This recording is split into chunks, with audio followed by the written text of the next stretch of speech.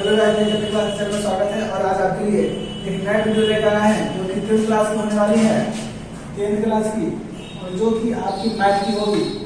यानी कि आज हम सीखेंगे कि 10th क्लास बीटीबीसी बुक के 1.4 चैप्टर जो कि आपके वास्तविक संख्या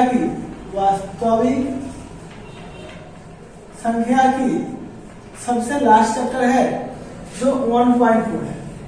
इस चैप्टर में है क्या, आप वीडियो को ध्यान से देखिएगा ताकि आपको बहुत बेहतरीन समझ में आने वाली है। हम आते हैं तो पहले 1 चैप्टर में आखिर है क्या, इसमें पढ़ना हम लोग को शांत आवर्ती और शांत आवर्ती बोले या शांत प्रसार या अशांत प्रसार, बात दोनों एक ही होती है। अब आते हैं तो पहले हम समझने का प्रयास करेंगे। आपके क्वेश्चन के ऊपर लिखा हुआ है कि बिना लंबी विभाजन प्रक्रिया के द्वारा बताए कि निम्नलिखित जो संख्या दिए हुए हैं, दी गई संख्या जो है वह शांत प्रसार होगी या अशांत प्रसार होगी, या शांत आवर्ती होगी या अशांत आवर्ती होगी, यह आपको बताना है। तो सबसे पहले हम यह जानने का प्रयास करेंगे कि आखिर में शांत आवर्ती और अशांत आवर्ती होती क्या है। तो सबसे पहले आप देखिए यहाँ पे कि कोई भिन्न का संख्या लेते हैं, जैसे कि 1/2 क्या लेते हैं, 1/2, या लेते हैं हम 3/2, या लेते हैं 4/5, या लेते हैं 1/3। ठीक है, अब क्या करते हैं, हम इसको भाग लेते हैं। जैसे ही इस तरह से संख्या लिखते हैं, ऊपर वाला को हम लोग अंश कहते हैं और नीचे वाला को हर कहते हैं। मेरे धीरे धीरे यह वीडियो बनाने का मतलब है कि आपको अगर नहीं सीख पाए अभी तक कि शांत आवर्ती अशांत आवर्ती क्या होती है, तो आज आपको ठीक समझ में आने वाली है। और आप थंबनेल पर ठीक ही पढ़े होंगे कि हम लिखते हैं बार बार कि हम सिखाकर ही छोड़ेंगे, यानी कि आज आपको समझ में आने ही वाली है। बस वीडियो पर बना रखें। अब आते हैं इसको भाग देकर देखते हैं। जैसे ही 2 को 1 से भाग देते हैं तो 2 लिखते हैं, यहाँ 1, फिर नहीं लगेगा 0, फिर पॉइंट लिखते हैं 0, लिखते हैं यहाँ पे 2 × 5 = 10। यह क्या होता है, कट जाता है। उसी तरह 2 को लेते हैं फिर दूसरा नंबर को, तो यहाँ लिखते हैं 0, यहाँ लिखते हैं, यहाँ क्या करते हैं आप, यहाँ पर 2 × 2, फिर यहाँ पर 0 आता है, 1 आता है, फिर पॉइंट 0, 0, 2 × 5 = 10। ये भी क्या होता है, पॉइंट के दशमलव के 2 अंक आने के बाद यह संख्या पूर्ण रूप से विभाजित हो जाती है। फिर चलते हैं क्वेश्चन नंबर तीसरे पर। 5 × 0, यहाँ दशमलव देते हैं तो 5 × 8 = 40। ये भी संख्या क्या होती है कि यह जो है दशमलव के 1 अंक आने के बाद यह संख्या पूर्ण रूप से 5 से विभाजित हो जाती है, तो इसका भागफल जो है वो 0.8 आती है। आगे बढ़ते हैं 1.3। आप वीडियो को बीच में छोड़कर चले जाइएगा, फिर समझ में नहीं आएगा, फिर आप बोलेगा कि सर हमको समझ नहीं आया, इसलिए वीडियो को अंत बना रखे। आप सोचते हैं कि 1 यहाँ पे 3 और यहाँ पे लिखते हैं 1। अब इसको भाग देते हैं 0, यहाँ पॉइंट देंगे, फिर 0 आएगा, फिर लिखेंगे 3 × 9, फिर से इस पर 1 आएगा, फिर 0 लिखेंगे, फिर 3 × 9, फिर 1 लिखेंगे, फिर यहाँ पे 0, फिर 3 × 9। यानी कि यह समझ में आपको आ गया होगा कि यह दशमलव के बाद निम्नलिखित प्रकार के अंक आ सकते हैं, बार बार एक ही अंक आ रहे हैं और यह पूर्ण रूप से विभाजित नहीं होने वाली है। तो आप ध्यान दीजिएगा, यहाँ जो दिखाई दे रहा है दशमलव के 1 अंक, दशमलव के बाद कितना अंक है, 1 अंक है। हम इसको ठीक के साथ बताने वाले हैं, आप बने रहे।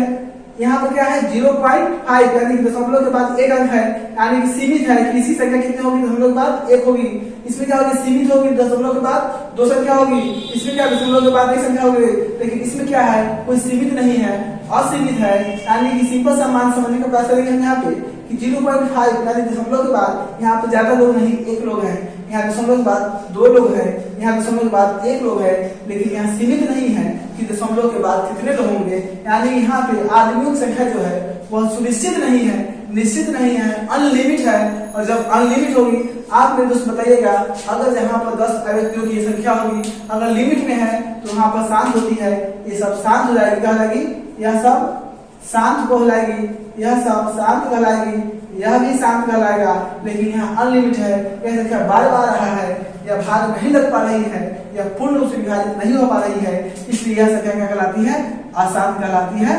मेरे दोस्त, अब आपको शांत अशांत ये क्या होती है, अब आपको ठीक से समझ में आ गई होगी। अब हम आते हैं कि आपके चैप्टर के क्वेश्चन क्या लिखा हुआ है कि बिना लंबी विभाजन प्रक्रिया के, यानी इस तरह से भाग आपको नहीं देना है, आपको सीधे बताना है कि इसमें से दी गई संख्या जो है वो कौन सा शांत आवर्ती का है और कौन सा अशांत आवर्ती का।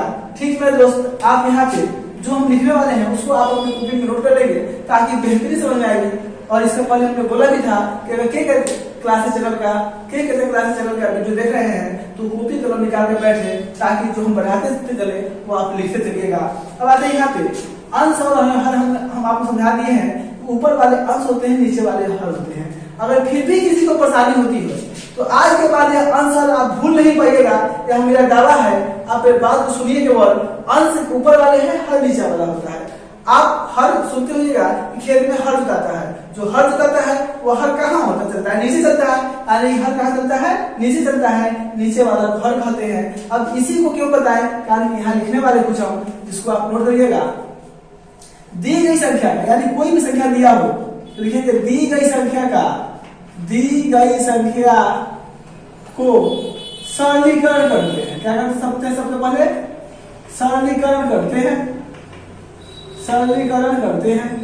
नंबर 1 स्टेप है, सबसे पहले सरलीकरण करना। सरलीकरण क्या होता है ये भी आपको बताएंगे हम। उसका क्या करना है, सरलीकरण करने के बाद नंबर 2 स्टेप में उसके हर के, किसके हर के, जो दी गई संख्या है उसके हर का अभाज्य गुणनखंड कर। क्या करेंगे? अभाज्य गुणनखंड करते हैं। अभाज्य गुणनखंड जैसे ही कीजिएगा तो उसके गुणनखंड में क्या आएगा, 2 और 5 7 आएगा। 7 हो या केवल 2 या केवल 5 हो। अगर क्या होता है उसके हर का अभाज्य गुणनखंड हम करते हैं।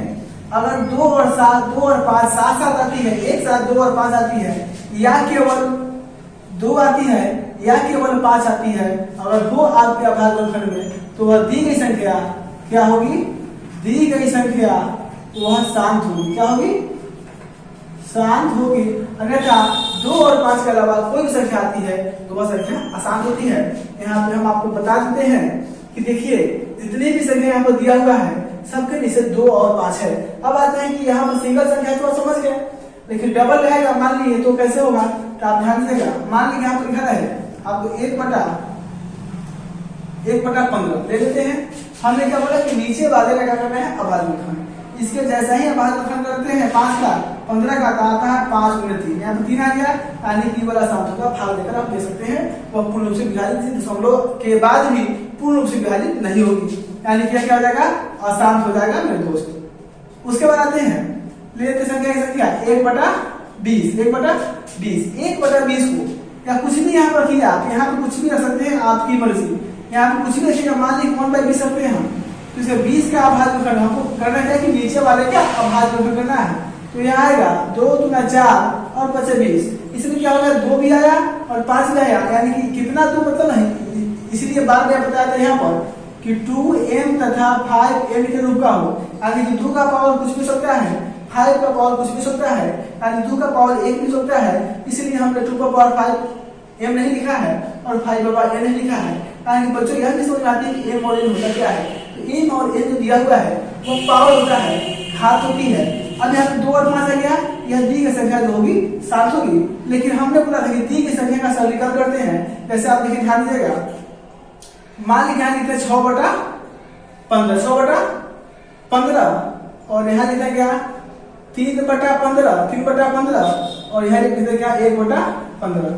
अब यहाँ पे रखेगा तीनों को सबसे पहले भाग देकर देखिए। क्या करिए, सबसे पहले भाग देकर देखिएगा तो देखिए कि इसके तीनों के अभाज्य गुणनखंड में 3 और 5 आता है। कहता है तीनों के अभाज्य गुणनखंड में 3 और 5 आता है, बट इसमें से दी गई तीनों संख्या शांत नहीं होती है और अशांत भी नहीं होती है। तीनों संख्या अलग अलग प्रकार की होगी। अब क्या बोले हम, ऐसी संख्या यहाँ दिखाएंगे, यानी किसी भी संख्या के साथ अशांत अगर आपको निकालना हो, आंसर को जानना हो, तो सबसे पहले क्या करेंगे, दी गई संख्या को सरलीकरण करते हैं। जैसे ही सरलीकरण करेंगे छोटा करना, इसको काटते हैं 2 3 × 6 3 × 5 15, 3 × 3 3 × 5 15। यह नहीं कटने वाला है। जैसे ही इसको हमने काट के सरलीकरण की 2/5 आया, और जैसे ही 5 आता है केवल 5 हो तो दी गई संख्या शांत होगा, यह संख्या शांत होगा। केवल 5 हो दी गई संख्या शांत होगा, लेकिन 15 सरलीकरण अब नहीं हो सकता है, इसलिए इसका अभाज्य गुणनखंड 3 और 5 आता है, 5 में 3 आता है। इस तरह से यह दी गई संख्या जो है वह संख्या अशांत होगी। हाँ मेरे दोस्त, आपको यह वीडियो बहुत ही अच्छा लगा होगा, समझ में आया होगा, बेहतरीन समझ में आया होगा। शांत और अशांत आवर्ती, शांत अशांत प्रसार होती क्या है, और इस तरह से आप केवल सबसे पहले इस चीज को नोट कर ले और वीडियो को रोक कर दोबारा जाकर फिर से इसको नोट कर ले, ताकि आपको बेहतरीन रूप से समझ आ सके और एग्जाम में आप अच्छे से अच्छे नंबर ला सके। तब तक के लिए कहते हैं बेटा